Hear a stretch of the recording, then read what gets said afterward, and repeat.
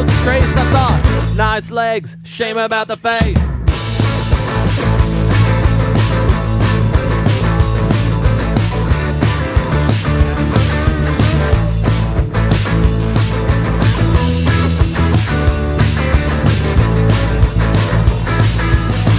Take a dancing, I couldn't let it down. So we caught the bus to the other side of town. Out up on the dance floor, wasn't getting far. So I had a drink with my friends up at the bar. I asked them what they thought of her, they felt about the place. And they said, nice legs, shame about her face.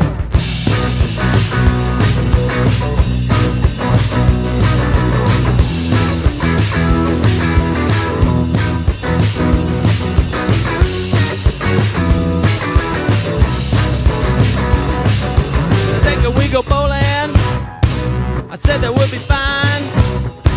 But when I saw the ticket, she'd already changed her mind. She was turning out to be a real hard case. Nice legs, shame about the boat race.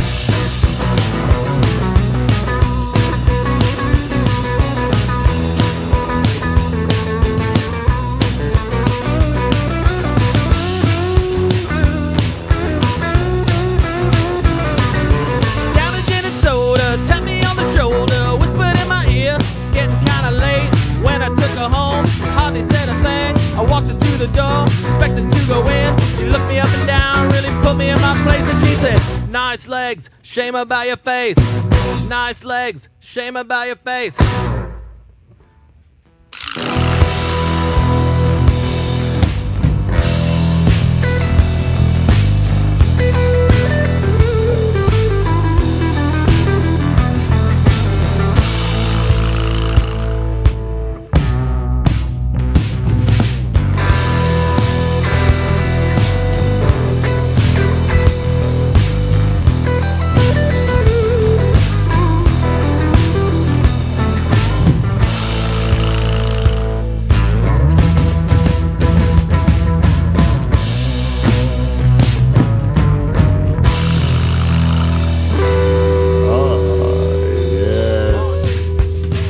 Everybody, live from the Dutch Hall. We are Canada's only late night talk show and the greatest podcast ever to come out of the bullshed in Pine Grove, Ontario. Bar none. And I believe we are that way because we have the best band in Canadian late night history, everyone. Oh yeah. They are the Nocturnal Emissions. Yes, we are. Comprised this week of a skeleton staff, but I say a cast of all-stars nonetheless. Who's that on vocals and rhythm guitar? That's Dave the Rooster Charters, everyone. Let's hear it for him. Good evening. Beside him, that's our German. That's our reluctant German. Steve Eberhardt, Penny McGrail, Mellencamp, everyone. And beside him, the only real balls of the Nocturnal Emission in my boat. He's my favorite in the band. Whiskey Wes Haggins, everyone. Whiskey Wes! And you know what? The Tickler's in a good mood today. You can tell he's got some pep in his step because we figured out some problems today. And who's the Tickler, you might ask? That's Capellanca, everyone. Oh, I really popped it there. And tonight I said, you know what? We've had enough of Paul's ugly face. Yeah. Let's get into beauty. Let's get into Dynamite Woman. Let's get into the love of my life. She can do everything my brother can do, but with charm. Oh yeah, way better actually. Yeah.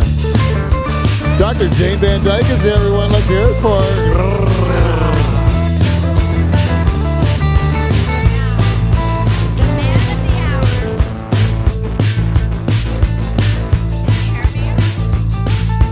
Bring it down, fellas. Bring it down.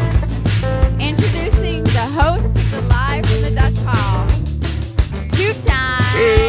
Two-time President's Club Award winner and my hot, sexy lover, Pete Van Dyke. Yeah. That's a nice introduction. Thank you, Jane. Hey. Look at you, we pull it together again. Just like that. We pull it together again. Every week we do it. On a Tuesday, no less. On a Tuesday. This is a rare Tuesday that we decided to go live, and it's because the Nocturnal Emissions went and pulled a mutiny. As a whole group, well, I shouldn't say that. Wes, would you have been here Thursday? I think so. See, Wes would have been here. Oh, yeah. Me and Wes could have done it. It would just be Wes's sweet bass. Oh, yeah. Kevin, would you have been here Thursday? I would have been here. Oh, we got a rhythm section? Yeah. What more do you need? But you know what? Steve said you're not going to have Michael because he loves his baby plants. And then you're not going to have me and Dave. We're gonna be gone too. What's more important than the show on Thursday, guys? Tell me. Another show. A big rock show we're going to, eh, Steve? We've got tickets and everything. We're going to London, Ontario. Fancy town. Yes, tell me what the show is. That's better than ours. Queens of the Stone Age. Queens of the Stone Age. The Villains Tour. The third time I've seen them on this tour. And with Royal Blood. Yeah, with Royal Blood. With the second time you've seen them. Yeah. On the same tour. On the same tour, yeah. Yeah. It's going to be awesome. I already know it's going to be awesome. Yeah, because you've 'Cause already I've seen seen the it. show Twice. twice. Two And it's times. still more important than this program, Dave. You This see how? one- this one's special, though, because I'm bringing my kids with me. Oh. Because they love rock and roll. And I feel like I should nurture that so that the youth of today don't kill rock and roll like they're trying to with their rap music and whatnot. Hey, Kev? And their hip-hop. Are you blaming Kevin for cigarettes ruining? into those kids' mouths. Yeah. Yeah, exactly. Throw some darts in your kids' Yeah. mouths and let's go to a rock show. They're going to see Josh Homme smoking on stage. You're going to think that is cool as fuck. Yeah, you're gonna. And he's going to tell you off. Yeah. Yeah. He will yell at you with F words. Yeah, when you go to the concert, they're gonna be keep going. Is Uncle Ben here? It smells like Uncle Ben's here. I don't know. I don't know why, but I think it's. I somehow think Uncle Ben's here. You know what I mean? All right. Yeah, it's like my last birthday party. Something familiar. I don't know what it is. I can't put my finger on it. It's just something. Same cologne? Everyone, let's cheers to Michael's baby plants. Well, I hope they come up Oh. strong and thick, Michael. I hope that your plants will grow into big, robust cigarettes that we can all smoke and enjoy together one day, Michael. You know that your sacrifice, being away from our show, though it affects my standing, that's why Wes is my favorite, and Michael's gone down. Michael was my favorite, now Wes is my favorite, right? See? He's been punished enough because he's moved down the standings. He knows now that, Wes... It's going to hurt. When he wakes up tomorrow, he's probably going to be listening to this in the tractor, I bet. Yeah. And he was like, he always thought he was number one. No, Wes. Wes is number one. But cheers to your plants. Other than that, go fuck yourself, Michael. Come by. He knows that I mean. Go, what did you pour in that glass, woman? I just drank that without even asking. I just drank it. What was that, malt liquor? It was labeled toasted caramel something. Oh, I don't know. I might have been cleaning brushes or something with that. Oof. Not good. I didn't like it one bit. I'm going to have a sip of my beer. It's in a plastic bottle. It's an unknown bottle. Just pour it in. Anyways, it was. Oh, thank you, Jane. Thank you. Sorry. It's okay. So today we decided. What are we doing? Did we finish? You guys are going with a show. Yep. So we decided to do it on a Tuesday, and then I'm going to do a show too that day. So it will work out good. Yeah, perfect. But it's not going to work out for a rhythm section. They're going to be lonely on Thursday. Just so you know. Hey, Kevin, maybe an anime festival would be good. That was the best. That was the best random Extreme anime. random Facebook message ever. Yeah. That was the best. Talking with your friend about model anime figures, and then all of a sudden you ask you, where can I get this one? Can you check? Did you check out Anime Extreme? And that goes right to the Dutch Hall group. It's like, oh, We're just like, that's what? got a story to come with it. Kevin's banging cartoons now. Who isn't? Who would you bang? Okay, that's an easy question. It's not on the list. All-time Good cartoon segue. characters, though, to bang. If you could bang any cartoon character, who would it be? Betty. Betty Boop. Betty Rubble, you're talking? Betty Rubble, yeah. Barney Rubble's wife. How do you think Barney got Betty? Because big, I don't thick know. cock? I don't know. He's probably got a big, like, I don't know, tuna but can. it gives me hope. Yeah, he's kind of like you, eh? Yeah, that is like it's like the Kevin James, like he's got that wife that's hot, but he's a big fat delivery guy, right? That's how do you get a hot wife? Not gonna get that. Something's going on. But you can relate to it because you were married to Van Dyke, like married one of my cousins, Yeah. right? But you are like obviously horrible to look at, right? So Way out of my league. yeah, that's what I mean. So you kind of relate to all those. But kind so of is Betty stories. Rubble. Way out of my league. Betty Rubble, yes, super why I hot. like her. I like I that can't little- argue Betty Rubble. The little blue dress. Anyone I'd like to bang more than Betty Rubble. Jessica Rabbit. Jessica Rabbit's always on the list, but when you It's just find such out, old school cartoon. but when you find out that Kathleen Turner is Jessica Rabbit and she looks like a grizzled old man now. She does now, but she didn't back then. No, she was hot. Like she used to be really hot. There was once a time. Yeah, and now she's really not hot. Hey, have you seen Kathleen Turner? No. I wish I could put her up for you guys. I could put it on this one. Yeah, it's worth the view. Actually, it's not. Actually, It's gonna I'll put her scar me. picture. I'll put her picture up, and then we'll be able to show the wheel of yeah. whatever behind me. How'd that little thing just come together today?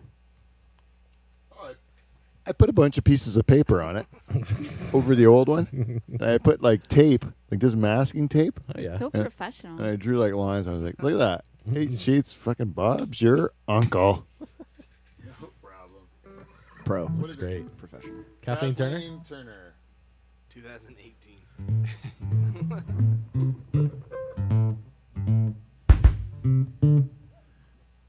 So, Kev, what's new and exciting? I don't know how to do a segue into this. I wish I did. I wish I knew how to do it. Don't you have a phone? Yeah. You look up Kathleen Turner and just look at the picture All right. and show those guys what she looks like. Well, okay. what's Kevin's cartoon bang? Yeah. Oh, well, we're not trying to think.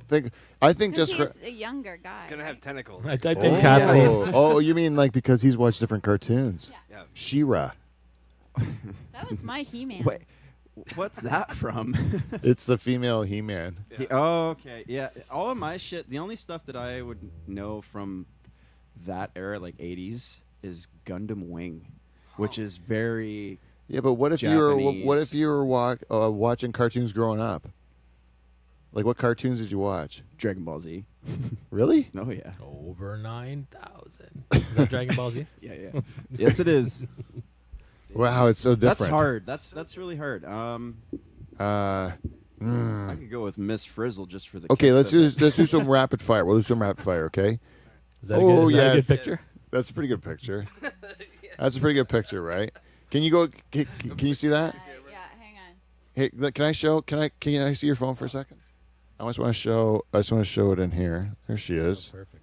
Oh. Oh yes. Actually, zoom back in on It's Dave. Jessica Rabbit. Look the same. Yeah, look at that. It's pretty good. Side by each. Match. Looks like Very she's eating some close. cheese in her time too. She used to be really hot, Yes. right? That is like a discouraging thing, especially for people who have like a hot new wife right now, and they're like, "Man, I got to hit the jackpot," you know? Before and after. Yeah. Is that Kathleen Turner before? Oh my God, look how hot she is! Like Yeah. super hot. You marry this girl, right? And then she for the people that can't see that, you marry the old Kathleen Turner, and then you end up with this one. Oh, I'm a grumpy old man. Which doesn't matter by that point because, she's a nice person. Yeah, I guess so, right? I guess so. But it's still like a bum thing. Like when you said like, yeah, I'm gonna be with you forever. I didn't know you're gonna morph into an old man. You know, right? You don't think of that when you're like at the altar and you're marrying a young bride. You know, No. you're You're like, like, so what? Your penis doesn't work anymore. so what? It's long and fucking out there. It looks like it's a Long good and showpiece. droopy. It's long and droopy. It knows how to sag now. Take what you can get. So I let my neck go thick.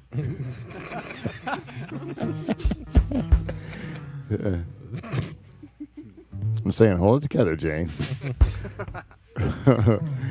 Keep it together. Otherwise, if you let yourself go, then I'm not gonna want to even fix my droopy dick. I'll just let it keep drooping. Right now, I can popsicle stick it, Deal with it. thumb it in. Popsicles. All the modern medicine, Dave. All the modern medicine. Anyways, I think we should introduce the wheel. But before we do that, we should do a segment we call Feedback. We got feedback. We got feedback. It's feedback. It's motherfucking feedback. Does anyone have any idea when we started the show? So I can just know when to... Oh, I can check that from YouTube, right? A while ago. A while ago, right? Welcome to Feedback. We got feedback, everyone. This week's feedback is brought to you by our friends at Amazon. If you would like to go to the Live from the Dutch Hall website and click on our Amazon banners, you can do any of your shopping Amazon-wise. Turn off your ad blocker. You should do that, Dave. Thank you very much for pointing that out. And some of that money is going to come back and help the show, and we get to buy new stuff and make our show better every week, and we've done it. What is that, 1023? Oh, thank you. Yes, I'm good. And then, who else is this brought to you by? Norpac? The beef people. That's right. You heard that. Norpac. The beef people. Paul, is that you? It's Paul's like inner feminine side. Hey, Paul, how do you like your steak? From Norpac? The beef people. Yeah, that's it. We don't miss them at all. And I'm sorry. no, that's good. And then you know what else is this show sponsored by? Our good friends at Van Dyke Party Services. You know what? The phone hasn't been exactly ringing off the hook for this service, and I don't understand.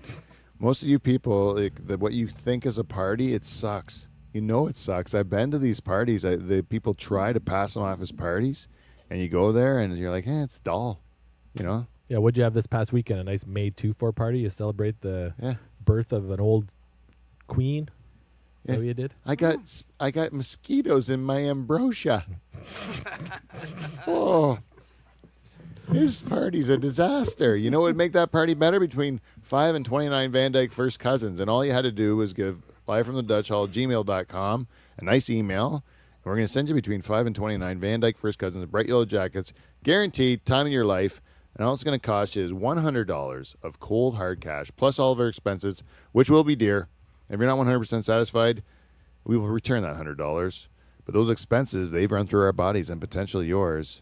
Van Dyke Party Services. Don't live your life in regret. Brought to you by our good friends at Clean Flow. Hey, Dave? Hey, yeah, Clean Flow. Great lubricants. They are, they are expecting a lot from you.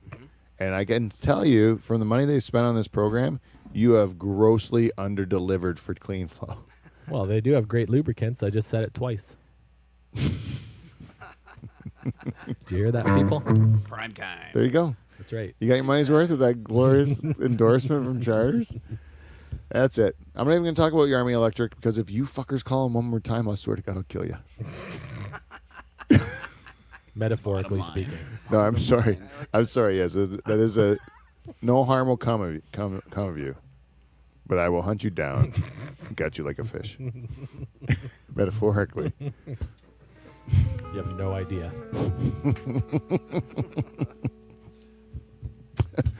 That's it for you. Maybe that'll work. Yeah, that'll work. That's their ad this week. So every week we ask our listeners for feedback. This week, you know where we got some from? No, tell me. We got some from Twitter. What? Yeah, Twitter. No way. It isn't just for look. What do you do on Twitter, Dave? I follow my son's high school Twitter account, like from the school he goes to, but that's about the only thing I do on Twitter. That sounds like fun. Yeah, it's pretty good. They keep you up to date with, happenings at the school. Oh, really? I think they're like the only people who still use Twitter though, right? Who? Like high schools, or I don't even know. And this person that gave us the feedback. No, I think you might be incorrect. Actually, I think a lot of people in the entertainment business use it for sure, and also Donald Trump, he uses it quite often. They cover it on the news every day. Oh, good point. You don't follow Donald Trump? No, and I don't watch the news. Yeah. You don't watch the news at all? No, I read the odd headline on my phone. You know, you get that news feed sometimes, and there's like 4 headlines. I read those, but that's about it. Never click on them. You just read the headline. Yeah, the headline, and then I try and make a story out of it in my head, but I can't go through reading the whole thing.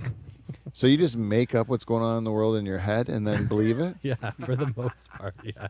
That's how you And I'll live? start a conversation with like, "Did you hear about whatever I read in the headline?" And then Someone tells you about yeah, it. someone will talk. And then that's your That's how actual I get my news news, source. yeah. It's just like whoever you talk to on the line there. Yeah, yeah. You're like, hey, stranger, Yeah. And if they're like, "I didn't hear that," I'll just go on to the next person.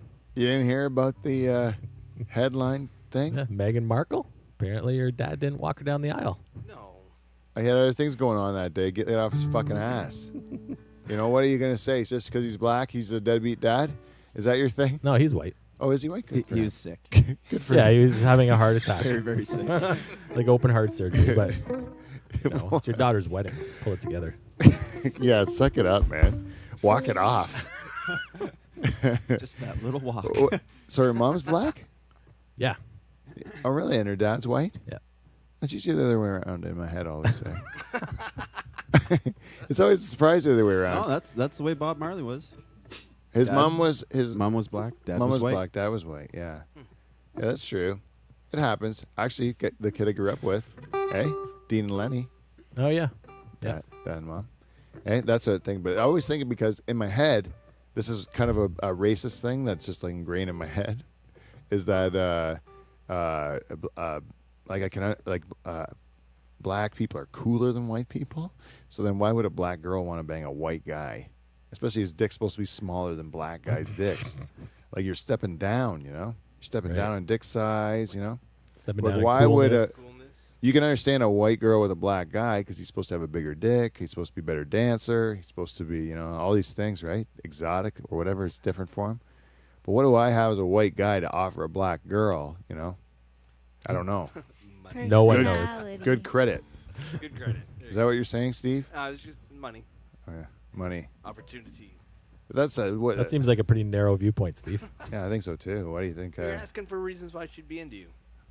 Yeah. Oh, because she's shallow. Only shallow black woman would be into me. Is what you're saying? Like a black woman Yes. wouldn't like me for my character.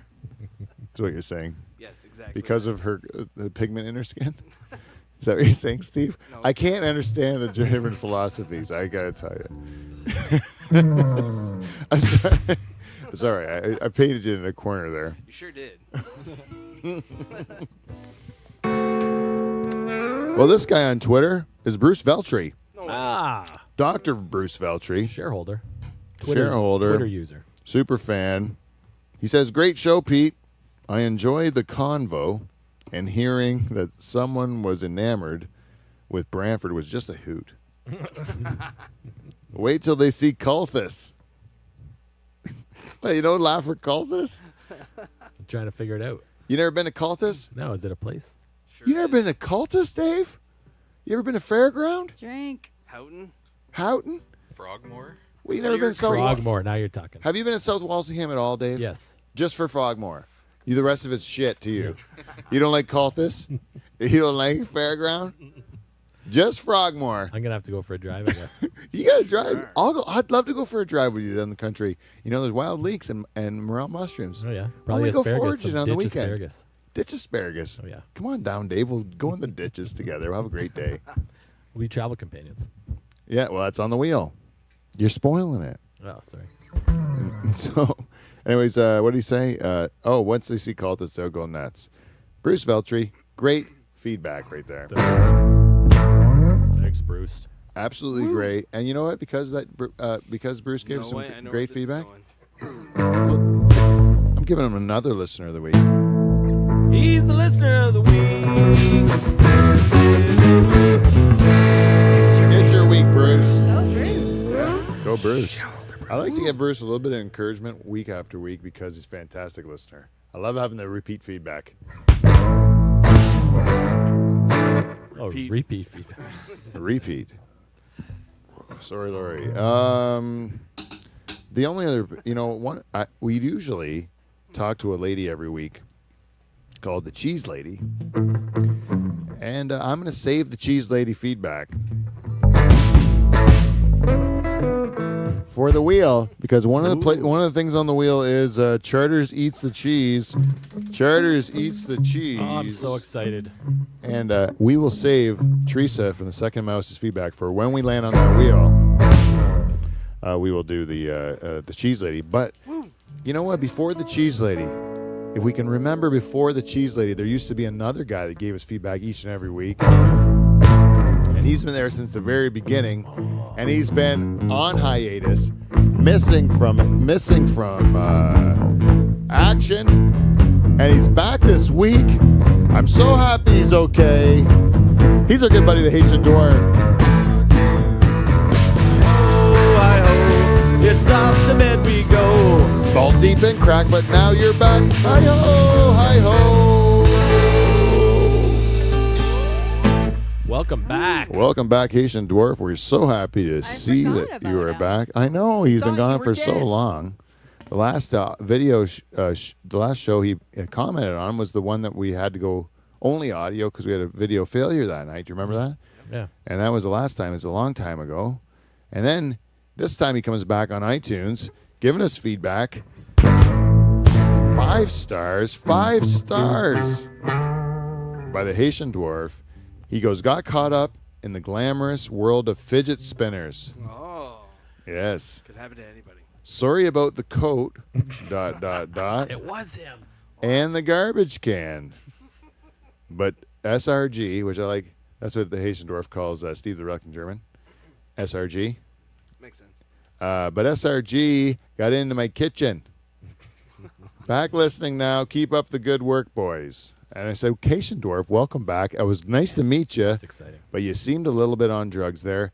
We're gonna have this it's nice to see you're getting clean, right? And you got your coat back there. So I love to have it, Haitian Dwarf back. Hey, that's a good news. Good Keep your news. coat, lose the coke. That's the message there. Yeah, there could be fentanyl in it, Yeah, who knows? Dave, or it could be like maybe Yeah, Dave. stay away from it, Charles. It's not good for you. You're a family man. You got a job. I agree, 100%. It could ruin your whole life, Charters. Your career gone. Look You're what cr- it did to the Haitian Dwarf. Yeah, he used to be a master of industry just like you. Now he's spinning fidgets. Well, I don't know if he called master of industry, but he was a master of. He used to like. Twassing. Well, he was in the circus, and they would go in the cars or whatever. Like, then there'd be a whole bunch of them in the car. They all come out, and you'd be like, there can't be more of those little guys in there, and then it's keep being more. Keep coming. Just keep coming out. Another one. Hey, there's that guy's like Haitian looking. That was the dwarf there, the HG. Anyways, thank you very much, Haitian Dwarf. We're welcome back. Now that's it for feedback. We got feedback this week. If you would like to give us some, please go to our social media plethora of things and look for either live from the Dutch Hall or the Dutch Hall or Dutch Hall. Something about Dutch Hall. Just go Dutch Hall. You'll find us. And that's us.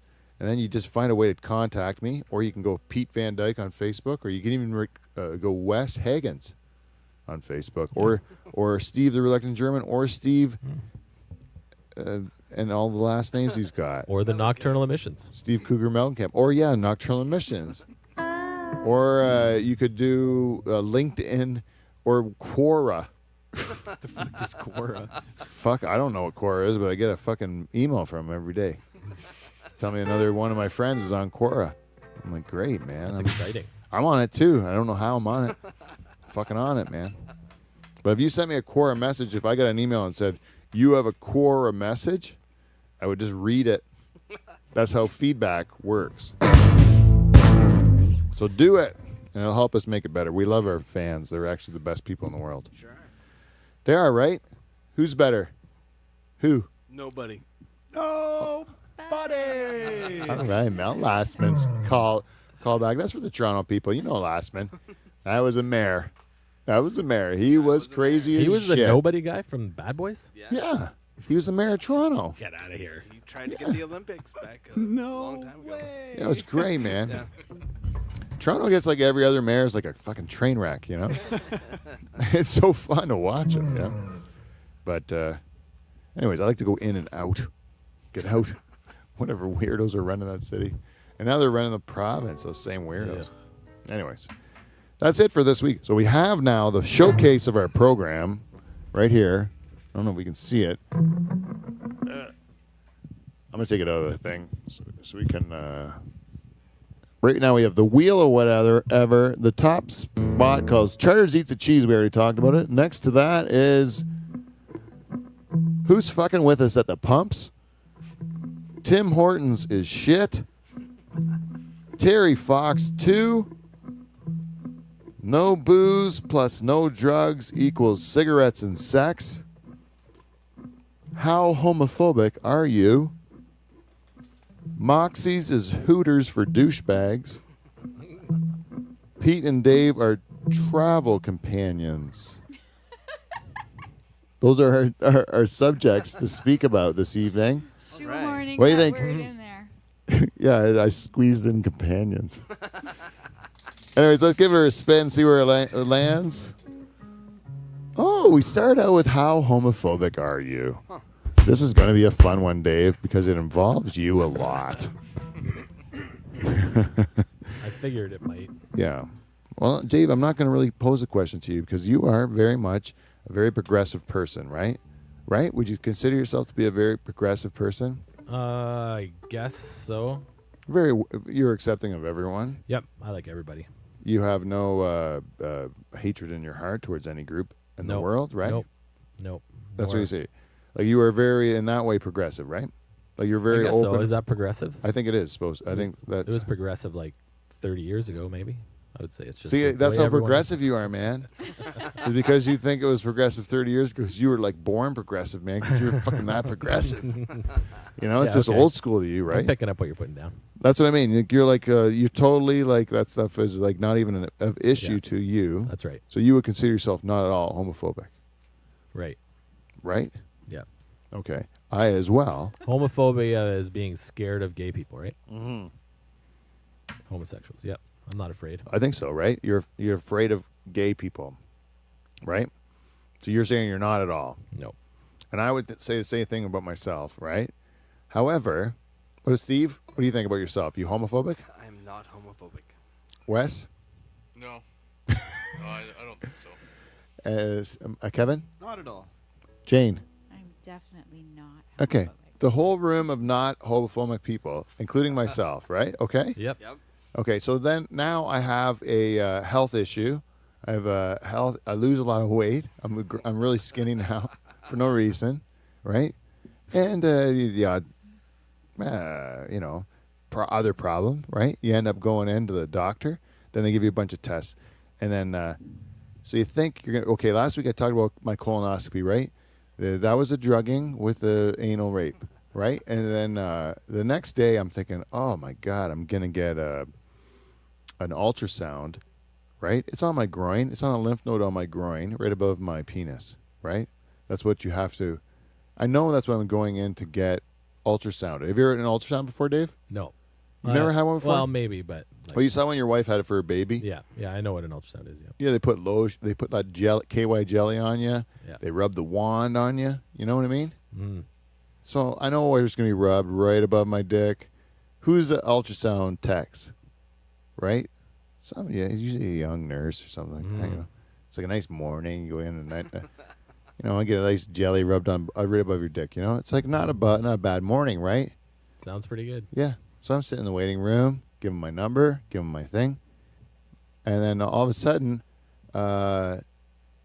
Peter, it's your turn. Go into the room to go get introduced to Joel, who will be performing the procedure. Joel. Joel. He's probably really good at his job. Yeah, if he's so good at his job, then why doesn't he turn my bed around so that he doesn't have to reach over my dick to rub the wand on my other side, right? If my bed was turned the other way around, you just put it on the side. You wouldn't have to go over my dick and rub your pinky on my shaft and balls constantly, Did Joel. you like it? I didn't mind it. It wasn't like the worst thing in the world. But you were faced with. So now I'm here. I'm not homophobic, you know. Not homophobic at all, but you got a guy rubbing a wand with KY jelly on your fucking balls and like feeling you up a bit with his pinky finger. I think he could have avoided a couple of those touches, It's a little bit weird. right? Yeah. Where's my witness? Where's my adult? I just wanted to scream, I want an adult. Joel's touching me. Did it I don't want Joel to touch me. I want some other girl to touch me. I don't care. You know what? A young girl's kind of uncomfortable too because you might get hot for the young girl, and then you get attracted and you get a boner, and that's embarrassing, right? Best scenario: old lady. Old lady rubbing your dick for a morning. You can have a nice chat with her. She can talk about when her dad was in the war. Wooden spoon. Yeah. Just in case. No. Yeah. And if you get a boner with an old lady, the old lady's just happy about it. She's like, "Oh, isn't that nice? Made my day. I haven't given a 40-year-old a boner in years. I had thought I'd let myself go, but I really appreciate it. Thank you very much, son, for that. I think I saw pre-cum on the top of that thing. Good job. What a nice gesture. I haven't seen pre-cum. My God, man, since I was a young woman. I was a 28-year-old nurse the last time I made a guy almost jizz in an exam. Since color TV. Thank you. You know, it's a compliment. A young girl, you get a boner and all that stuff and now it's all of a sudden like this guy's making me feel uncomfortable because he's uglier than I am. So did it move? No, I didn't move at all. I was super worried, though. I was super worried about it. I was like, what if, like, all of a sudden I get a boner now with Joel's finger and all this? Because it's not, like, unpleasurable to have the KY on you and just something smooth. You can put KY anywhere on your body. Take a whole whack of KY, just rub it. Feels good. Hey? KY's magic. Dave uses Clean Flow. Yeah. Oh, you don't try get Honeygoo. That's the only thing you use, I did. Just use the old Honeygoo? Yeah. All the time. I like that. Dedication to the product. You put that long red nozzle on, you can reach spots you had no idea. Oh boy. Yeah. For external use only. So in order to test the theory of that everyone is not homophobic, Charles is going to go around the room and kiss all of us on our lips. All right, Charles? No big deal. I think you're confusing. You're confusing like sexuality or your sexual preference with fear. Just because I'm not afraid of homosexuals Yeah. doesn't mean that I want to kiss a man on his lips. Okay. But will you, let me spoon with you on a couch? No. You did it before. Maybe a double bed if you're on top of the covers and I'm under the covers. I remember one time I was super hungover, Dave, and the only thing that made me feel better if you spoon with me on the couch. And I remember you did it. I have no recollection. I think that was true. Did you witness it? Yeah. That sounds scary to me. I think I convinced you to lie on the couch with me. You didn't even know it was happening. It's so funny because that is 100% true. It's probably like 25 years ago I made you do that. I've blocked it. It was like a New Year's. It's like, I don't know if I can say the guy's name on air. Can I say a person's name on air that's not part your of it? show. I don't know. PC. Oh, okay, yeah. You know what I'm talking about? Yeah. Who was friends with Peter Cetera. Oh, Peter Cetera. That's who it was, Peter I would, Cetera.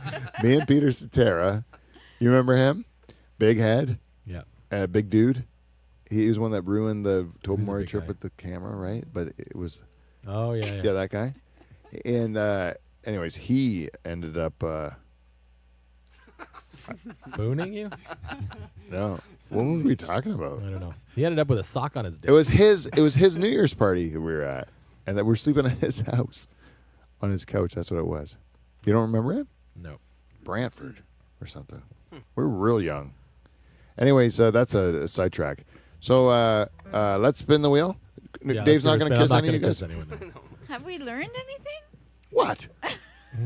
What am I supposed to learn out of that, Dave? How homophobic everyone is. Well, I guess what we learned was, first of all, this is what they do to fix your health in Canada, right? First, they drug you and stick something up your ass. Then they make you question your own sexuality with some sort of gel or something like that.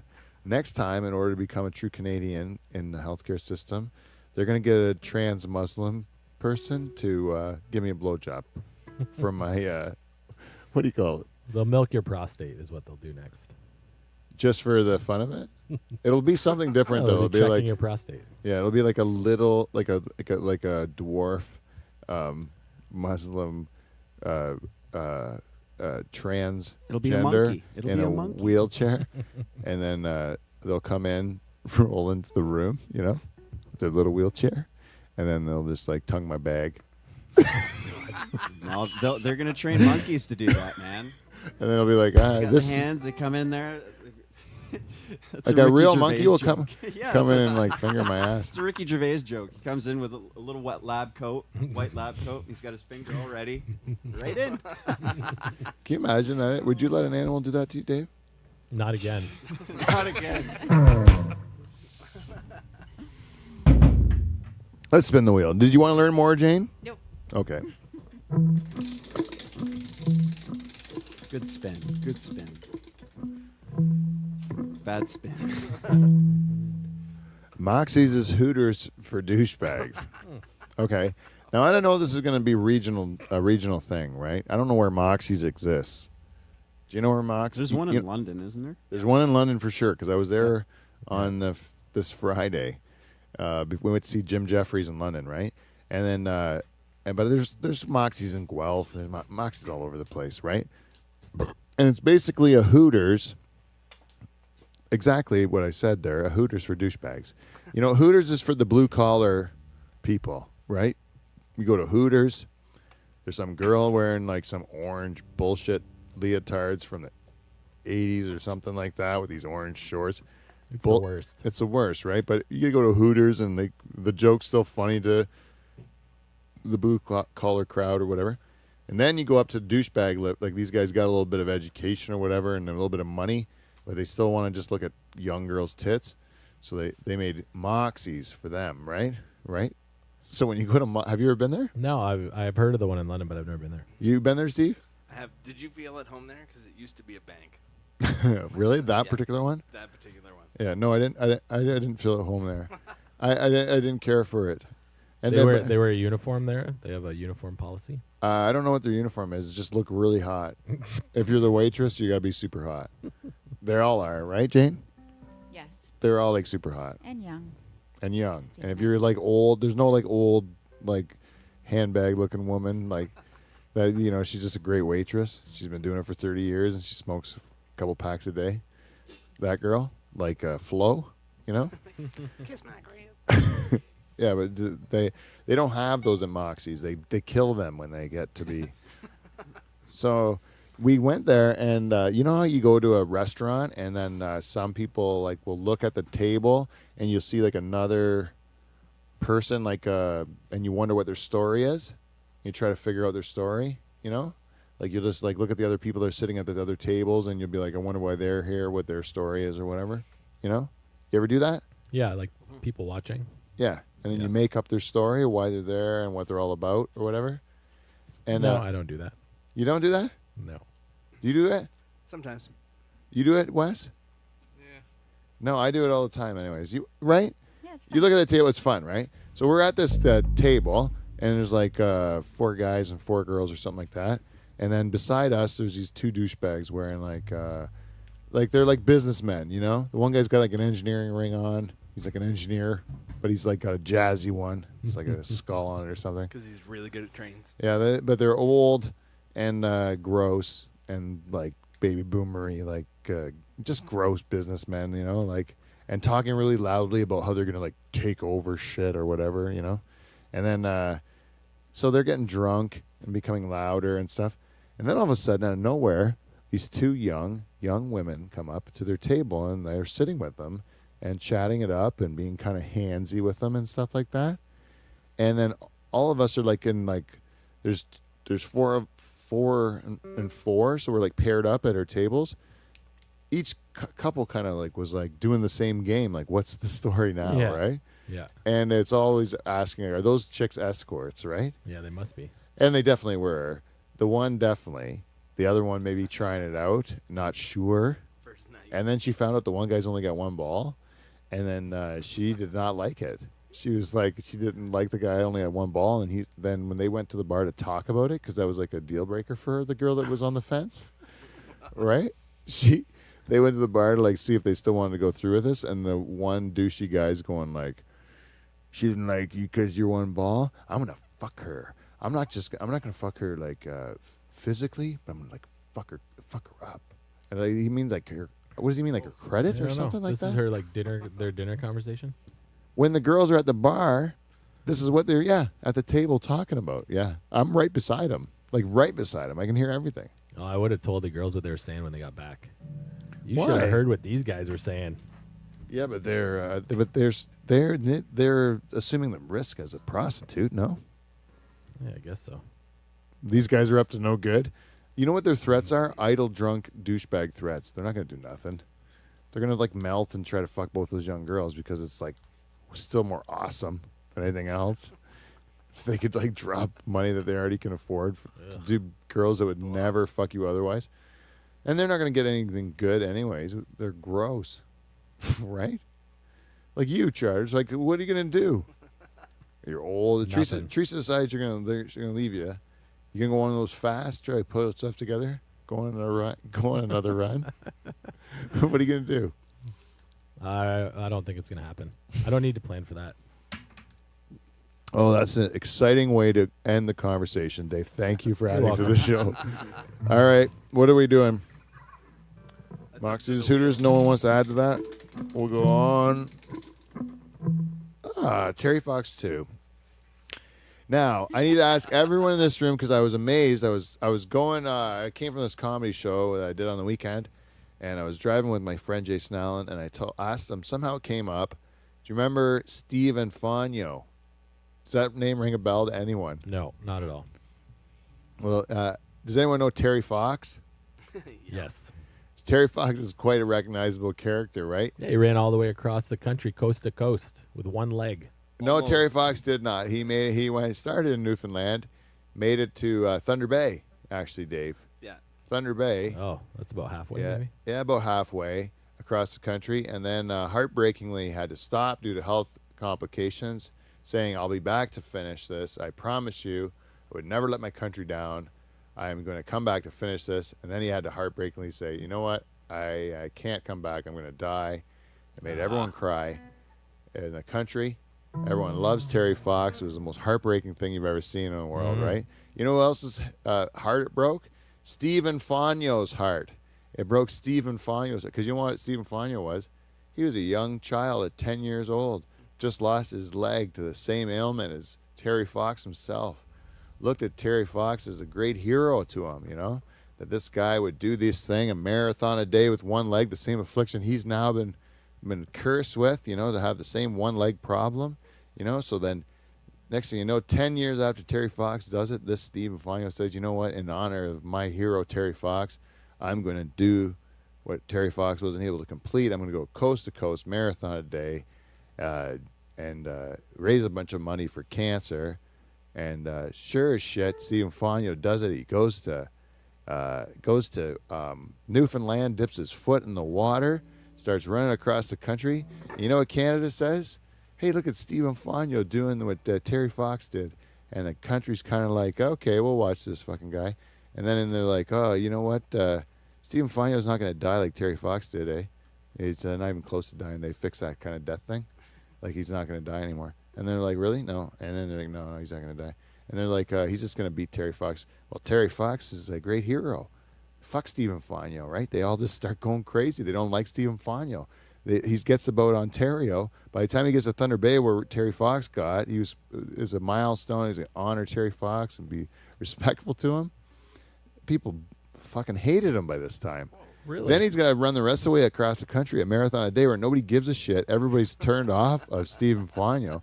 And he actually makes it all the way to Vancouver, does it. And then he goes across fucking Ireland or England or something like that and does the same thing to raise All money on over one there. leg. All on one leg. Amazing. Why have I never heard of this guy? Well, I don't know why you didn't hear of it because you lived through it, right? You should have been something you'd remember, right? It's because people hated it, and then the news stopped covering it. And then what happened was Steve Infagno, he got the Order of Canada for his great work in raising money for cancer. And then he got arrested about 28 to 29 times or something like that.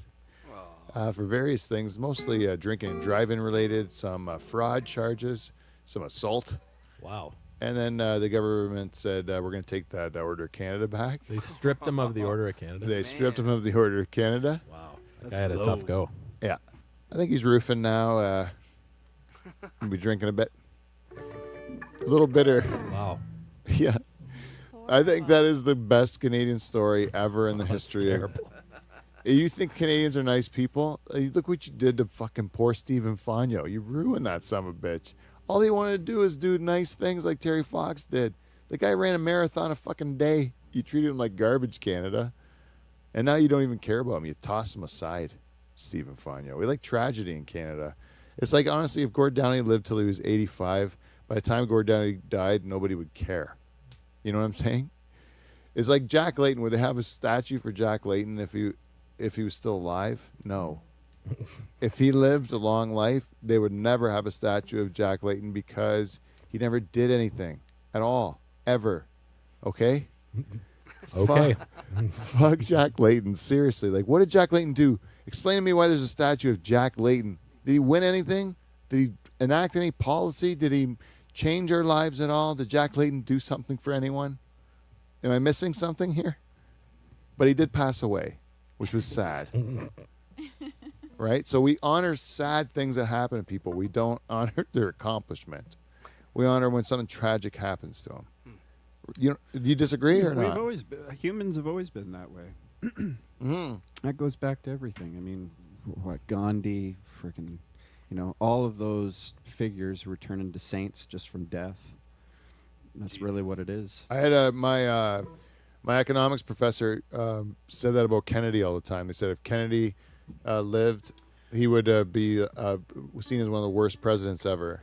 But because he got killed, they make him look like he was a great president. I think you can name that for everybody in history. That was killed? Say if Stephen Hawking was still going now and he was gonna die, old though. All of that stuff. Old, young. I don't think that the age has a factor. Well, necessarily. Well, it depends on your success at the time, maybe. True. Or True. I think it's all based on your success and how people portray you. Yeah, it'd be like if Jimi Hendrix was playing Casino Rama now. What would we if he think was of? still alive, what would his sales be? Exactly. Like, Yeah, it like what probably would we be think of the similar guy? to- Like, would he be like Burton Cummings now? Like where we was like, oh, you weren't going to see Jimi Hendrix. If everybody from Zeppelin was still around, they'd be like, if the Who was all still alive, it'd be all Yeah. that same kind of a thing. Yeah, even can you think the Beatles could be watered down if they're all like? I mean, Prince was, before he died, to me, it felt like it was just slowly going away and away, and then he died. Bang. Same with the Hip. Yeah. I didn't hear much of the Tragically Hip until I heard Gord had cancer, and then Then it became they became huge Try to get it back in again. And then, that just happens. Death immortalizes people. Yeah. So would you take it? Would you take the deal? Let's say you worked at your let's say you worked at your music your whole life, right? But you could have like this kind of like fledgling career that's never really amounts to much, but you got to still do it. You got to still participate in something you loved, right? Or you can like achieve like great success doing it, but you have to die at a young age. I thought about that when in my early years as a musician. I mean, every hero I had as a drummer, musician or not, or drummer or not, guitarist, vocalist, most of them had died at really young ages. I mean, majority of them were part of the 27 Club. Yeah. Dead at 27. And for a time there, it was an idea of, well, hell, with the amount of success that they had, with all they did in that short time, is that maybe that's the whole deal with the devil kind of a idea. Yeah. I thought about that. I Yeah. mean, that makes sense. If especially when you look at all they do in that short a period of time, Yeah. that amounts to a lifetime for a lot of those people, And then some. and then some. So Yeah. if you experience a lifetime in such a short amount of time. Well, even I always think about Van Morrison for some reason, but Van Morrison, you look at him, he was like he had a period of time where he was a big artist, and then no one really gave a shit anymore, and then but he's made an album like every year since. And still the same quality of work. It's still just as good. Like if you listen to new Van Morrison, it sounds just as good as old Van Morrison. Like he's never if anything, he's gotten better. But it's just like the machine, the part where the pop culture kind of grabs onto you and cares about you for a minute is just a minute. but your career is for the whole stretch, you know. So like I think that that with those people who died young, it's like they had though like Jim Morrison had like a 6-year run, and then he died, you know. And if he would have kept living, he would have like his run would fade and go away. Yeah, no one can listen to him. Because now. 6-year run's pretty good anyways, you know. And then like not many people would have longer than a 6-year run. Eh? Even like there's not longevity at the top. You can't maintain that. Like Justin Bieber isn't what he was 5 years ago, right? Yeah, Ebb yeah. and flow, ebb and flow. You know, Britney Spears is like a joke. Like if you even use it as a reference, it's like such a dated reference, you know, for pop culture, because Britney's not even like anything anymore except for a Vegas act, right? That's how old we are.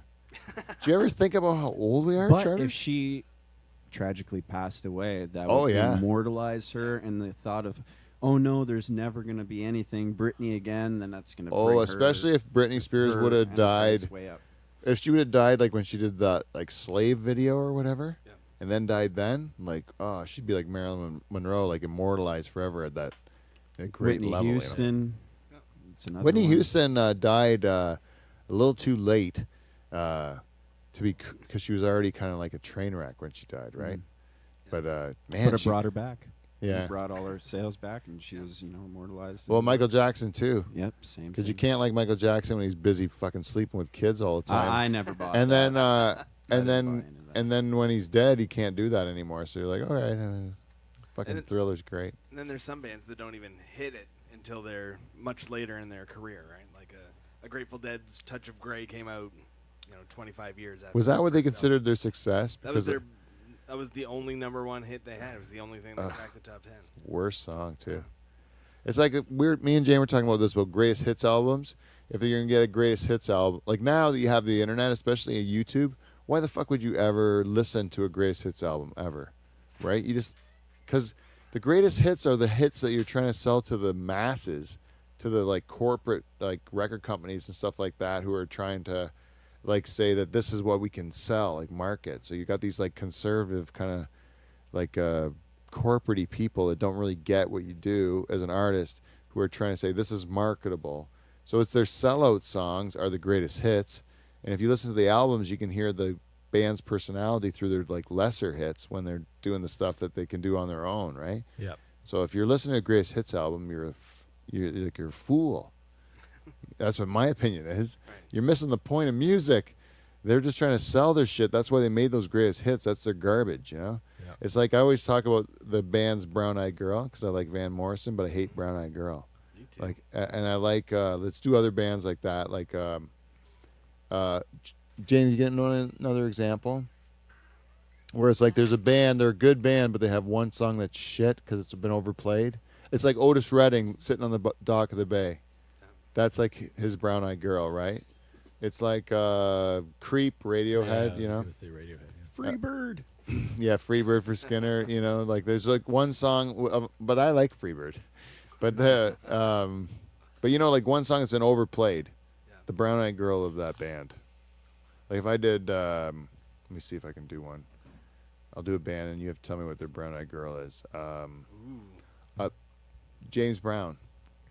I feel good. Yes, that's correct. Aretha Franklin. Respect. Respect, yes. I would say, let me think. Nirvana Smells Like Teen Spirit. Yes. Good one. What would it be for, Beatles? like the Beatles would be like, I Want to Hold Your Hand or something like that. Like, or one of those like sellout songs. Hey Jude, even. Hey Jude. Even Hey Jude, yeah. They got a bunch of them. I would say all the track ones. You know, I always skip every track one on a Beatles album because How about Nickelback? everything. Is there a way to choose everything? Photograph. Is Photograph? Oh, it's such a good song, eh? That's the thing about that Chad. The Chad from Nickelback can fucking make you sing a catchy song, and you're like, this song fucking gets in my head, man. That Photograph song does get in your head. And same with that fucking, what is the one about Rockstar or Cowboy or, no, it's not Cowboy. It's Rockstar, right? Yeah, I don't know. The one where Wayne Gretzky's in the video and stuff, and then, You don't know that one? No, By I Nickelback? stopped listening to Nickelback. It's not after, like a new song. Do they have new songs? Yeah, Charters one time played this gig at was it at the It Delhi? was at the Delhi Arena at the Ball Diamonds there before wrestling. We opened for the wrestling came to town. So Charters open for the. No, you followed wrestling, didn't you? Was this your church band? Like, yeah, we might have followed. You Wrestling. followed wrestling. So Charters had to open before Crown the Lion. So he went up there Oh, I and he remember was that. playing to the remaining wrestling crowd, right? So Charters goes up there and actually he started doing sound check and he did like the Zeppelin Ramble On. Oh yeah, that's right. And the friggin' beer tent was really getting into it, but when you had to hit the high note, I'm like, I wonder if Charles is gonna do it. And then you just stopped your sound check, and the friggin' beer tent went like, like just when it was about to get good, right? And then you were playing, and you started your real set, and you started with a Nickelback, right? Yeah, but I can't even remember what song it was. Then you did a fucking Collective Soul song. And I'm like, I'm gonna punch you in the face. And then I said, if the next song is REM, I'm running the stage. I'm gonna like tackle him, right? Because like he's picking songs just to piss me off now. Because he went like every band I hated. There was another one too, wasn't it? I did a System of a Down song. Oh yeah, I'm not crazy about that. Nice acoustic version.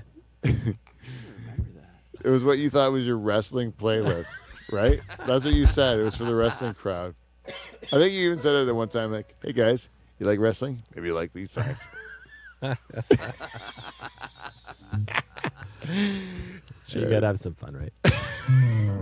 You want to spin the wheel, Dave? Yeah, give her a spin. Where will it land today? Let's see. It's just going in order. I'm going to have to do it backwards next time. Pete and Dave are travel companions. Ah, yeah. Now, my wife, this is inspired by my wife, Jane.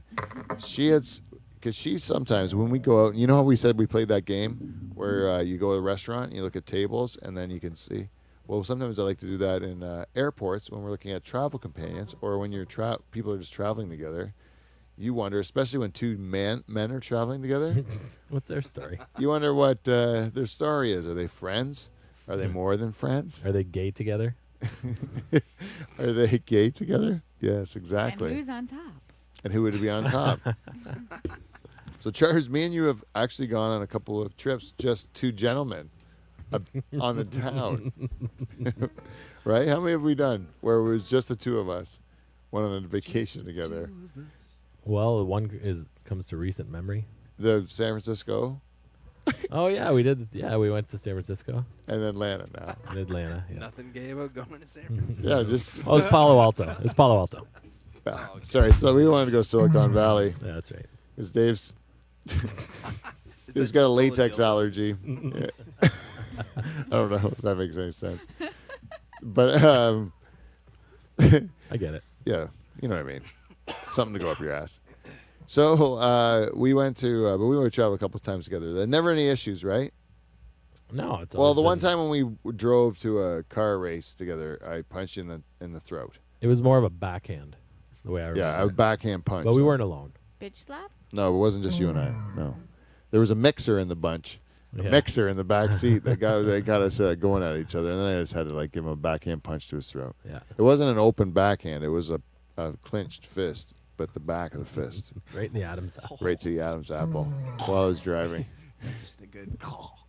Yeah. I had a, You know what Dave did to me though? He sang Atlantis Morissette's "Jagged Little Pill," the whole album, side A and side B, Front to right to back. my ear, every single word of it. I had it coming. Travel buddies. He goes, "We're gonna sing every word of this album. Watch this." He looked at me in my face and sang every word of the album. I just got the CD. It's probably a a tape. great It album. was probably a tape, actually, a cassette tape. It was a cassette tape, yeah. Yeah. Side A and side B. We had to wait for it to switch sides. It was auto play.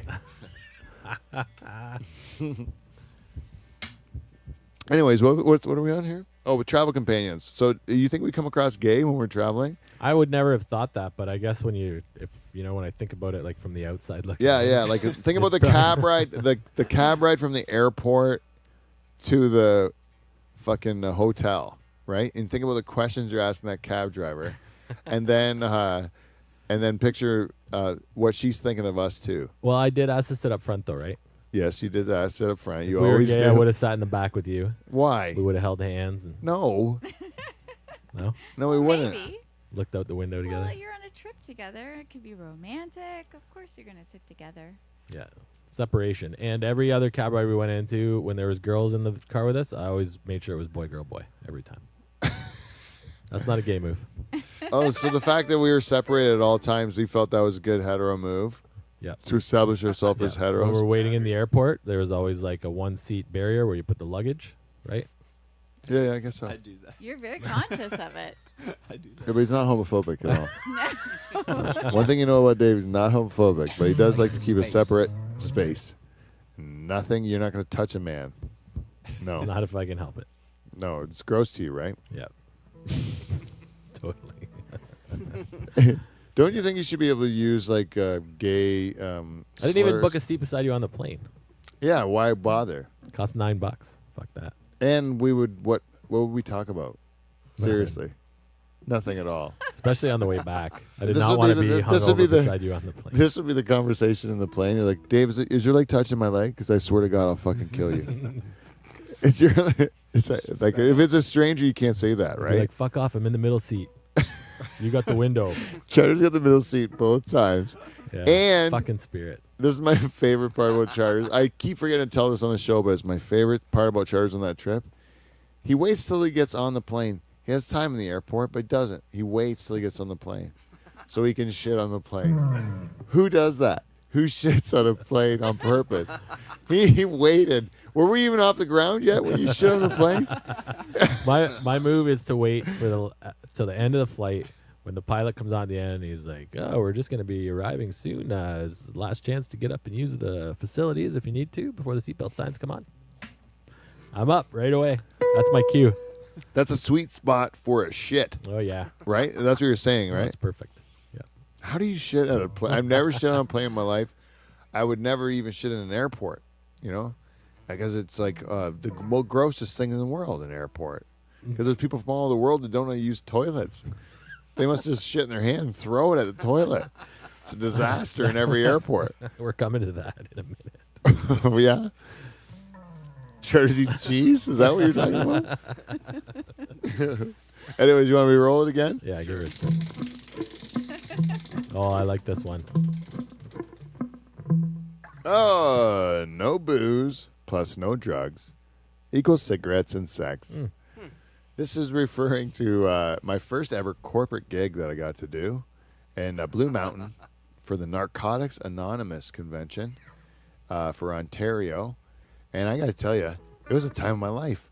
The time of my life. I want to become addicted to something, hit rock bottom, and then clean myself up so I can be a part of this group. It is so much fun. It is the most fun ever. No one's drinking. No one's doing any drugs. But they're having a great time there. I tell you. You get hugged by everybody. Everyone gives you a hug. Oh, lots of hugs. Oh, hugs everyone. Everyone hugs you. No one even asks. They just come up and hug you. And then they can't. They're like the horniest women I've ever been around because they can't do anything other than probably bang. That's you all know? they got left. Yeah, that's all they got left. They like smoking some cigarettes and they like having a little bit of dirty sex. I swear to God, the comedy show was fantastic. The audience was like the best I've ever performed for. Bar none the best audience I've ever performed for. Big crowd. Yeah, it was like 175 to 200 people or something. But like they were all like really loud laughers. Like it was a loud room, you know. Like it was kind of like it screwed your rhythm up because you would have to wait for the laugh to end before you can get your tags in, and then you'd think like they're not even gonna remember what the last thing I said was because it's been too long, you know. And you had to like change your pacing like that. It was hard, you know, but that's a good problem to have, you know. But just a fantastic audience all the way through. And then afterwards, I never had so many girls come up to me and ask me if I was staying in the hotel that night. Stay in the hotel tonight? Stay in the hotel tonight? And then these other two girls, they were like friends, you know. And then they came up to me together. And the one girl said, "Can I be your number two?" Because I mentioned I only had sex with one woman my whole life. In my Oh act. wow. She said, "Can I be your number two?" And the other girl goes, "Can you want to go for a swim in the hotel pool?" Which is based on my one joke, the seeing whore dog joke. And then They were listening. they were listening, and then so then after that they go, we both said we'd say it to you, like if we both did it. So behind my back they were like saying they were gonna fuck me, you know, and then they're just saying like, hey, go, if you tell him that you will, I'll tell him I will, you know. And they came up and both told me, you know. This is a great day for an old fucker like me, you know. This does not happen to me very often. Like this is comedy paying off, you know. This is what it's all about. Yeah, this is all about. I come home, I tell my wife, Jane, the women love me. The women were throwing puss at me left and right. All of a sudden, you know, she's looking at me with a little bit of like, oh yeah, they don't have what I have. Boongo bango, Bob's your uncle. I get my business done. You know what I'm saying? Say no more. Say no more. That's what I'm talking about. It works. I can still be monogamous, still be a good husband, but then use it against my wife in order to make her have that like instinctual woman thing where she has to like protect me with great sex. You know, like All right. she's gotta Here we fight, go. fight for my affections, right? That's why you do comedy. That's why you do music, right, Steve? That's exactly it. Do you ever, okay, you did that. That happened to you one time at a show. A girl said to you, I was there for it. A girl said that she looked at all the guys in the Nocturnal Emissions. She wanted to bang you the most, right? Yep. You tell your wife that, right? You did, right? Sure did. Because you wanted to tell her that so that she knows she's on her fucking toes, Yeah, right? You don't know how good you got it. There's other girls that want a piece of this Steve the Reluctant German action. And so you tell your wife that. What's her reaction? I got sex. It works, right? Sure did. It's the stank on you. They have to know there's stank on you. You have to know that you're. Patrice O'Neill did a bit about it. A wanted man. Huh? You're a wanted man. Yeah, you got to know that, right? You got to know that. If I'm a broken man that no one wants to fuck in the world, and you're married to me, why do you want to fuck me even? You know what I mean? I'm just some sack of shit. I'm not trying at all to make you. If some girl's sniffing around. But all of a sudden, yeah, some girl that's into like frumpy Polacks comes around, right? Dave hits the It jackpot. could happen. Yeah, you can get one from the Philippines, I heard. Kathleen Turner's available. Are you allowed to choose nannies? Seriously? No, I never was. We don't have a nanny anymore, but Yeah, but when you did, though. So you can Nope. talk about it like a former slave owner. they were gainfully employed. Okay, it was a symbiotic relationship. Okay, now why can't people in Canada be nannies? I don't know. It's hard to find someone who wants to come and live in your house full time for 2 years. You know, minimum every day. Yeah. Why is People that? just don't. I don't know. People just don't want to do it. Like, why can't you get farm people to work on your farm in Canada? Yeah, I don't know. That's what I'm asking. I People don't know. like to work. I understand like why you have to get people from other countries to work here when we won't do it ourselves. It's Is terrible. it a 2-year contract? That Yeah, Yeah. 2-year minimum. Yeah, like there should be like girls in their 20s that go and just like be a nanny for a couple of years while they're figuring out what to do. You did have a Canadian nanny. We had You a had a- few over the years, but they never really lasted. But we do have people leave this country to go do the same thing in other countries. Right. You know? Yeah, that's true. So I don't know. Maybe that's the That's the appeal same of thing leaving. like that's the same thing like with the Jamaicans that would come here, the Mexicans that would come here to work. I could go to Australia or I could go to I'm sure I could go to Jamaica probably and do a Yeah. work term over there, right? If I wanted to. Yeah. So Maybe I guess that's more appealing, getting the benefit of seeing the world while you Yeah. work, make money. If you could work anywhere, where would you work other than Canada? Fiji. Why? I don't know. Looks nice. What about you? Steve, you've been all around the world. You've been Not sawing even. off legs everywhere. You know, I'm content in Norfolk County. I've moved around so much that I'm content in Norfolk County. This is it? Like you would settle down in Norfolk County for the rest of your life? You'd just be I like have eased lived in? longer as an adult in Norfolk County than any place in Canada. But you think it's the best place in the world? It works out all right for me. Yeah. Like I lived in Toronto when I could have bought a house, and then I went to Vancouver when I couldn't buy a house, and then Yeah, but outside Canada. why go? Yeah, that's what I mean. It does not interest you. Not really. What about you, Wes? You ever want to live outside Canada? Yeah, I'd go south. I fucking hate the winter.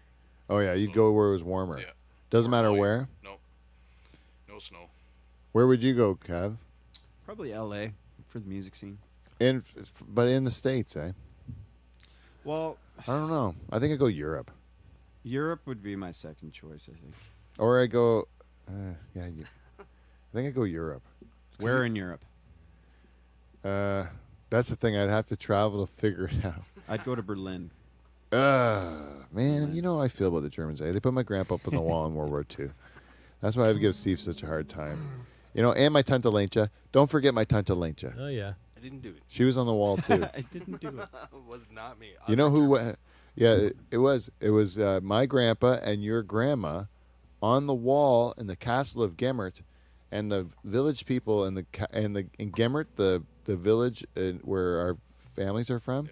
They were in the castle hiding from the Germans, and then the Germans went to the farms and they got farm kids, one being your grandma, one being my grandpa, and they put them on the wall around the moat of this castle, and they started shooting. They said, if you don't let us have the castle, we're going to shoot these kids from your rural community. Brutal.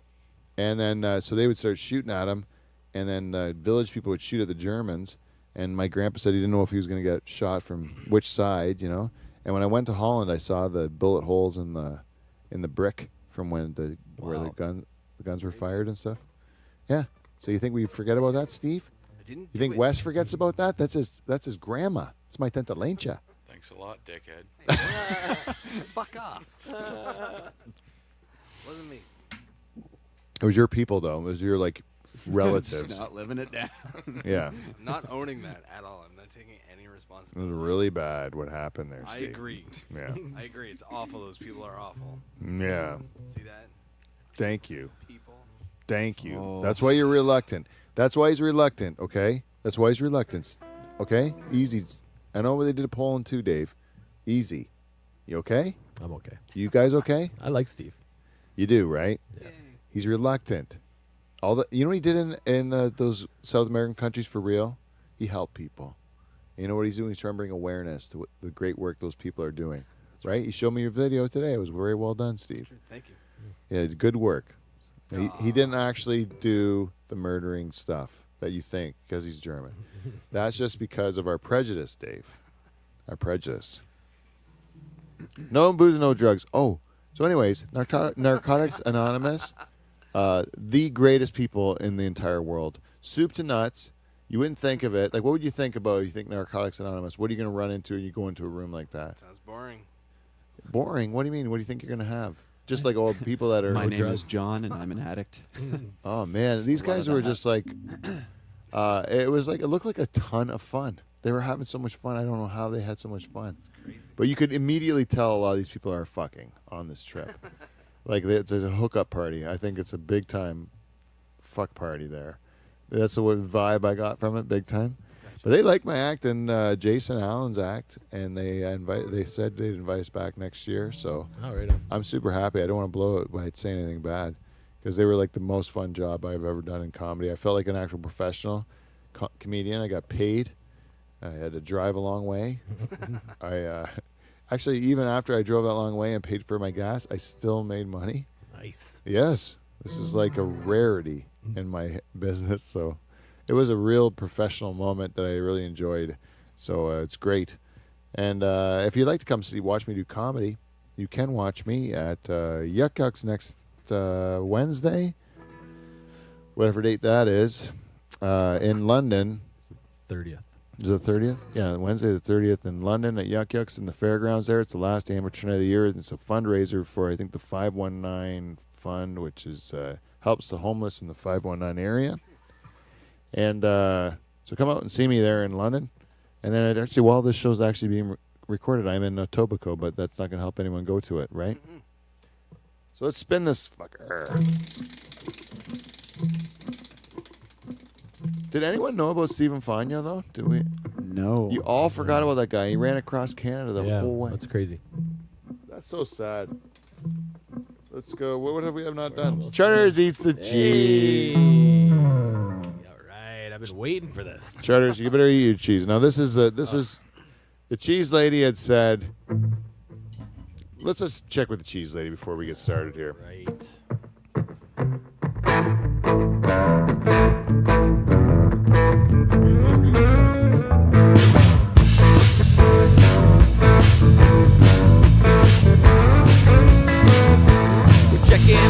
cheese lady, on the cheese lady, checking on the cheese lady, always on the run. Checking on the cheese lady, on the cheese lady, checking on the cheese lady, always having fun. We're checking on the cheese lady, on the cheese lady, checking on the cheese lady, always on the run. Checking on the cheese lady, on the cheese lady, checking on the cheese lady. Good cheese makes me come. It makes you what? Right in my pants. Well, I got to tell you, Chars, last week, Teresa from the Second Mouse in Delhi, she sent us a Scotland cheddar, and she said it's specifically for excited. charters because your grandma was from Scotland, and she always would get you a nice cheese treat. What's the note? You got the note there? Yeah, it came with this nice note. I unwrapped it today. It says, here's the Scotland cheddar to remind Charters of his grandma. Isn't that nice? Yeah. It says, be nice or you won't share.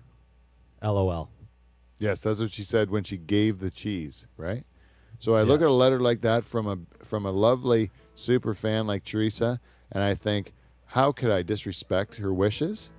And so I fight these fuckers off like vultures trying to get at this cheese last week, right? No doubt. And then Teresa listens to the show on Friday like she always does, catches wind of the fact that we took this generous donation of cheese and we just didn't eat it. We let it.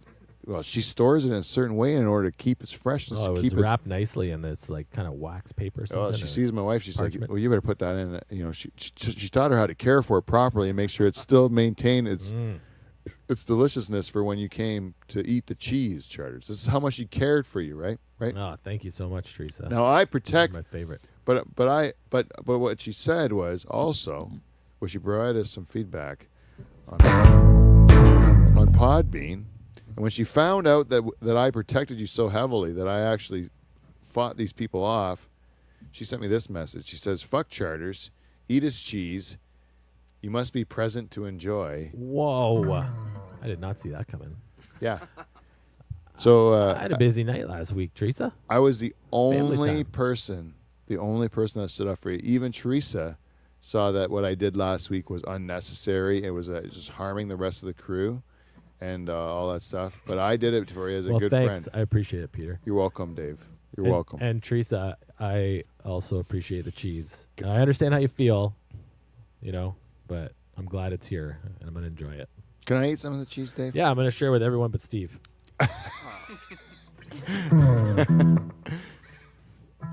going to take the first piece, and I'll tell you, when we unwrap this thing, the aroma coming out of it was just heavenly.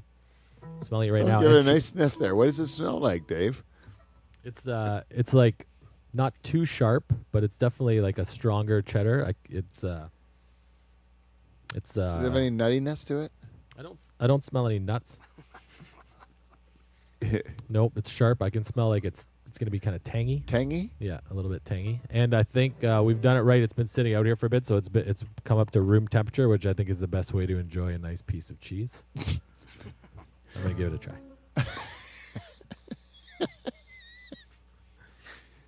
It does not disappoint. Really? Is it good? Is it coating your mouth there, Dave? It is. It's like creamy. Smooth. Would you say it's like a Frenchman's load? It's Scottish cheese. Oh, sorry. Really good. That's some of the best cheese I've ever tasted. Can you share with us Thank now? you, Teresa. Yeah, I'll pass it around. Yeah. Oh, thank God, because it sounds like I really would love a piece of cheese. And while you're passing around the cheese, Dave, let me just give this wheel a spin. I think there's only a couple more things to talk about.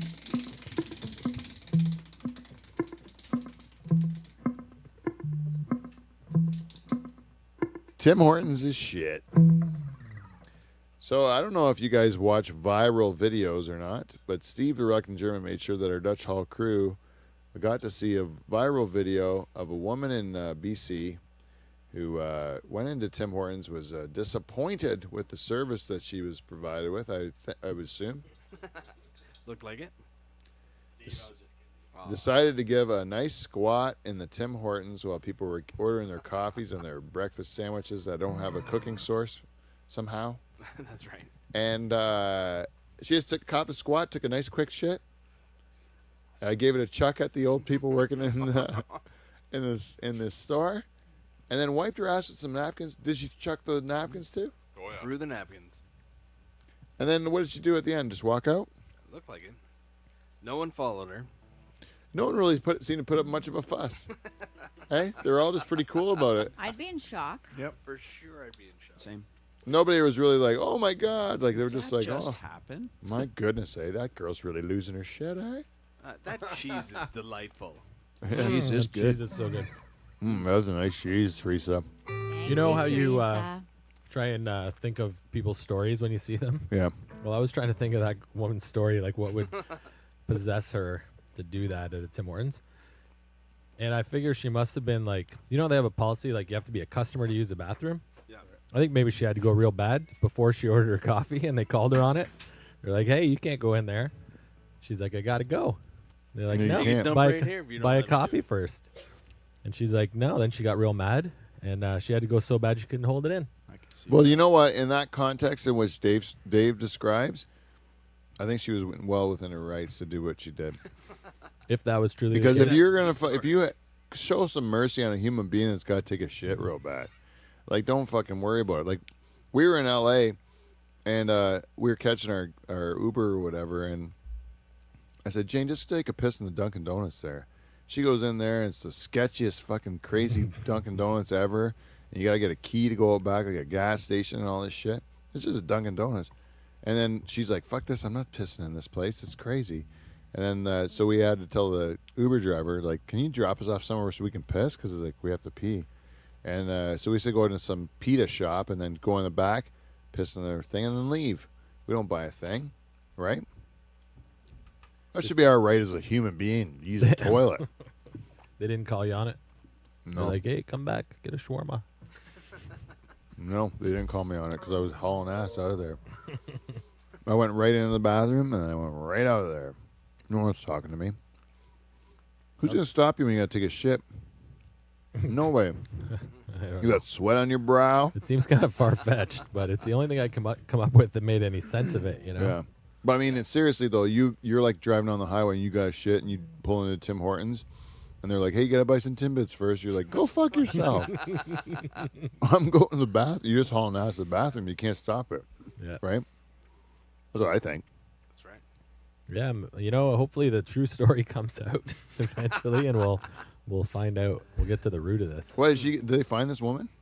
Well, she got arrested in the parking lot right after. Oh, really? She's in jail or something for that?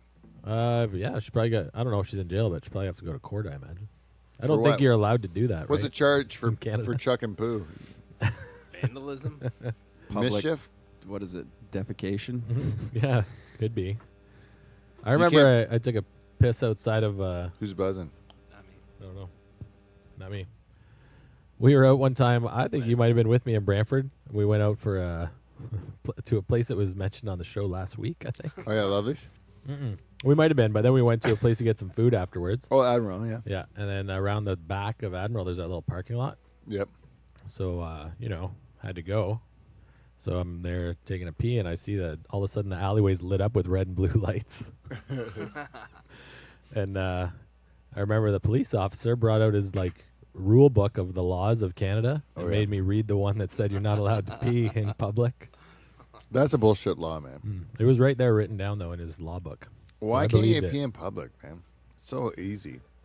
Um, I grew up in the country, man. You can pee. I will pee outside. I honestly pee outside. I would say 70% of the time in my life, I pee outside. That's a fair estimate. In my house, I would pee 30%, only 30% of the time. And it's somewhere else, and shits would be 100% inside the house. I very rarely shit outside, but it pees. I will pee outside all the time. Why would I pee in my house? It's Yeah. a waste. I think the difference is here it's private. It's your private property, but when you're out in public, there's different rules, I know it's bullshit though, because I can always find a tree or a dumpster to piss behind, and it's fine. I just did it the other day. We stopped on the way back from Blue Mountain. We were at a gas station, and I was like, I'm not gonna go to the gas station's bathroom. There's a dumpster right there. I'm gonna go behind the dumpster, piss in the on the dumpster. Right? Nobody was hurt by that crime. Who was the victim? The dumpster? I don't know. The fucking ground soaked up my piss and was enjoying it. Enjoyed every minute of it, I bet. That dirty dirt. The dirty dirt. Love my piss in its face. Tim Hortons is shit. You know what? You can throw shit all around Tim Hortons. It's not going to make the food any better or worse. It's fucking gross, man. I'd never go to Tim Hortons. There's one left. Which one is it? Whoa. Who's... Oh, who's fucking with us at the gas pumps? That's a bad one to stop at. But you know, this is the last one of the night. It is bullshit, though. It is bullshit, right? Because do you remember, like, forever, it used to be that oil, the price of oil would go up, and then the price of gas would go up, and then the price of oil would go down, and the price of gas would go down, and then oil would go up, and gas would go up, and then oil would go down, and gas would go down. Makes sense. Yeah, It worked. that's how it should work. Now, all of a sudden, oil goes down, gas goes up. What does that have to do with? Doesn't make any fucking sense at all, you know? So, like, my question is, who's getting that fucking money? Because before, nobody got the money. It went, oil went up, gas went up, oil went up. You know what I mean? Yeah. Now, all of a sudden, it's different. the oil price plummeted, and the fucking gas people said, I'm going to keep the money, you know? So, is that taxes? Is it corporate greed? What is it? Turns out, It's I probably looked- all of the above. huh? Like, it's everyone but us that's getting that money. Yeah, most of it is the fact it's the gas companies who are like a small enough group now that they can all get together and collude to have this agreement that we're going to just not give them. We're going to take more money, Bastards. and then they just take from us, and there's no government sticking up for us to say that they're going to say this is bullshit. These guys don't need to just rob us. It for is the bullshit. Sake of their shareholders. And they've been doing it on long weekends for as long as I can remember. Like, Yeah. every long weekend, you can predict the gas is going to go up 4 or 5 cents. Yeah. Always on the long weekend. My It's bullshit. My thing about gas thing is that if you keep fucking with us like this, eventually we're gonna revolt. Like eventually, that'll be the thing the straw that'll break the camel's back. Is that you keep fucking with our gas? Like, Jesus Christ, guys, how greedy can you fucking be? You're rich as it is, and you keep grinding more and more out of poor people by raising the gas prices. Like, if no one's gonna stick up for us, the people eventually gonna fucking lose it, right? Like, it's unsustainable to keep doing that.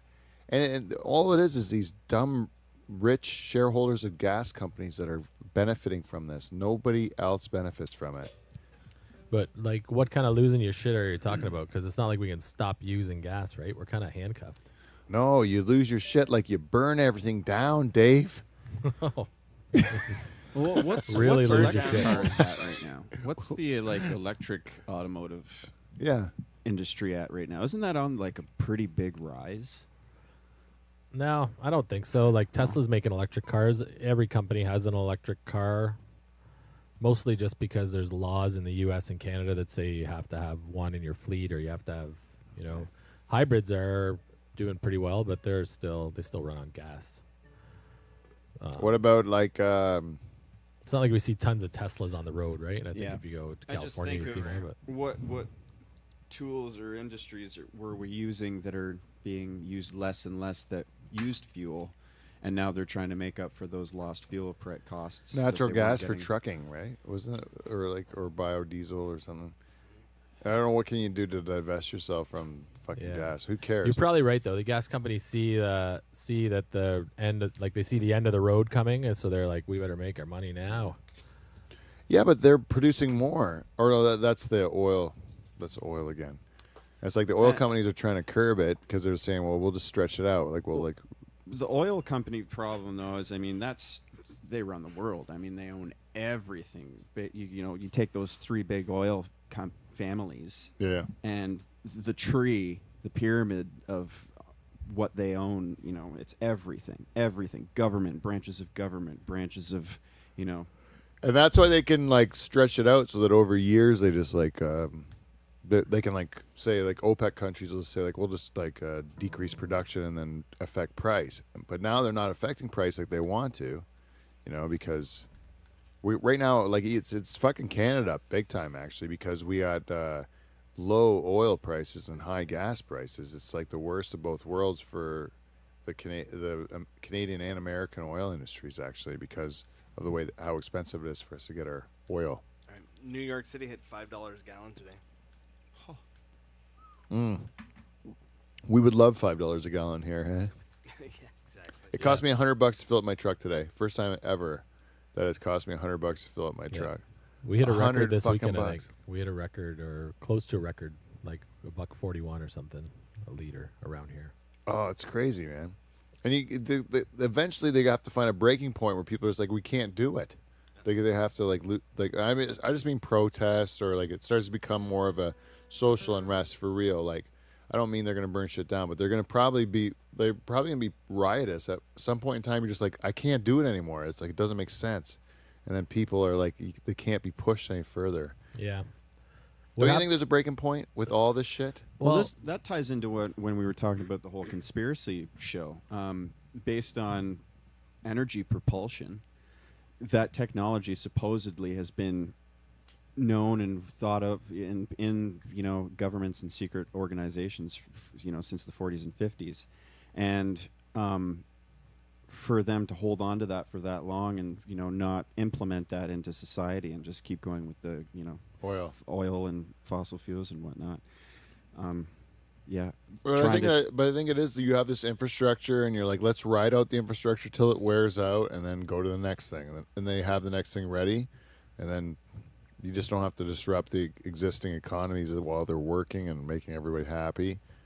But then eventually they'll have to switch to that. And that's not so much, maybe that's not so much a conspiracy as much as just as like planned economic, planned economic. I think that's more what growth, it is. yeah. And it's like, it's still disgusting though. And it's total control of when they implement any technologies. It's the same with like the lithium battery. They had that technology for a long time. Yeah. And they only allowed us to use it in, small little batteries. Yeah. And they've had those in massive, Oh yeah, sure. for They years. always say they could build a car that'll last you the rest of your life, and you can have a battery that would never die in that car, and you'd have all this stuff, but that doesn't make any money. Yeah, it's not good for business. So they have these things that'll last you and break down, and they make them break. Like they know when they're going to break down, right, Dave? You're a master of industry. You've been all around the world. You've seen how people do things. There's planned obsolescence and everything. Yep, definitely. And But part you of that also is have to make society wanting, like, getting sick of stuff too, right? People don't want to have things for that long. They want to have new things all the time. Yeah, that's true. And then part of it is that they want to have a low price point too. Like you could get a car that will last you for your whole life, but it would cost you like $200,000, right? Yeah, so it's all a balance, Right. of Yeah. And what can make you the most money and keep the people, make the people think they're happy. Yeah. But you can always do better, is what I mean. Like technology could make everything better. It's just that it's not necessarily going to be the cheapest, or not necessarily going to be the. Well, those things would allow more freedom for more people and less worry. It'd end poverty in a lot of cases. It would turn third world countries into modern countries much faster. I mean, they've already skipped the telephone. In a lot of cases, went straight to a cell phone and the internet. Yeah. Think of how many countries have skipped, Yeah. plumbing and all of that, and they've already gone to these Yeah. crazy technologies. So, Yeah, it's pretty cool how things are going to change. Want to do one stupid thing? Yeah, okay. What do you want to do? You got we got to be getting close now. So we got one thing to do. You want to just do old school? Fuck. What do we got? Oh, let's do the telethon. The telethon before we go. Okay. Because now if this audio is indeed fixed, then we have to start plans on a summer telethon. What I'm thinking is I'll make the application. We'll apply for the world's record for audio podcast. We will make it a weekend thing. Start on a Thursday, go to Sunday, break the audio live stream record, and I just have to book like a weekend thing. And it'll be like maybe say early August or something. How many hours do we have to do? Like 54 or something. It's No easy. big deal. 54 hours. coffees. So like I figure I could sleep through a couple hours in here, and then have to get guest hosts or something, and then Yeah. we can Take make it shifts. work. Oh yeah. But that has to be this August, right? That's it. And anyway, we went the show actually went long. We're 140 right Let's now. do it. Crazy. Fuck. So sorry guys for going so long. We will see you, NT. See you next Thursday. Hey. Hit it.